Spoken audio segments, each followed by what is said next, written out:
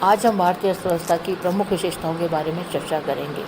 भारतीय अर्थव्यवस्था है वो एक विशाल एवं विस्तृत अर्थव्यवस्था है।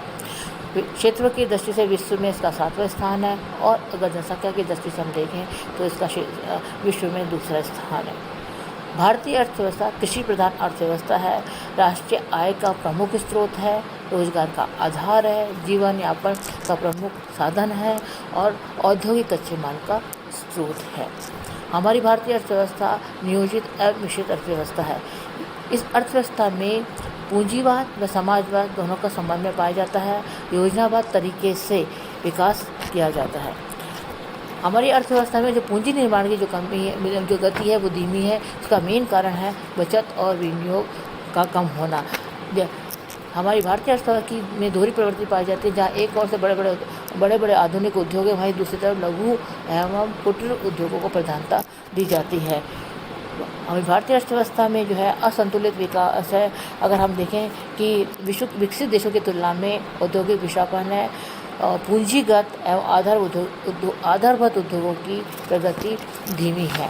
हमारे अर्थव्यवस्था में निर्धनता का कुचक्र पाया जाता है, यानी गरीबी की समस्या है। उसका मेन कारण है, हम देखें तो मेन कारण निम्न आय का होना। निम्न आय होने के कारण अगर हम मांग के पक्ष की तरफ से देखें तो निम्न आय होगी तो मांग नहीं होगी तो उत्पादन नहीं होगा तो लोगों को रोजगार नहीं मिलेगा तो फिर आय का स्तर निम्न होगा और इस प्रकार से चक्र चलता जाता है, जिसके कारण से निर्धनता बढ़ती जा रही है। यदि हम इसके पूर्ति पक्ष की तरफ से हम देखें तो जब लोगों की आय कम होगी, उत्पादन नहीं होगा, आय नहीं मिलेगी, लोगों की बचत कम होगी तो विनियोग कम होगा तो उत्पादन कम होगा और ये सर्कल चलता जाता है, जिससे निर्धनता का कुछ चक्र जो हमारे देश में अर्थव्यवस्था पाई जाती है, जिसपे निर्धनता के कारण और भी कई समस्या हमारे अर्थव्यवस्था में पैदा हो जा रही है। तो हमारे देश का अगर हमें आर्थिक विकास करना है तो हमारे जो देश का है वो संतुलित विकास करना पड़ेगा, क्षेत्रीय असमानता को दूर करना पड़ेगा, निर्धनता के कुचक्र को तोड़ना पड़ेगा,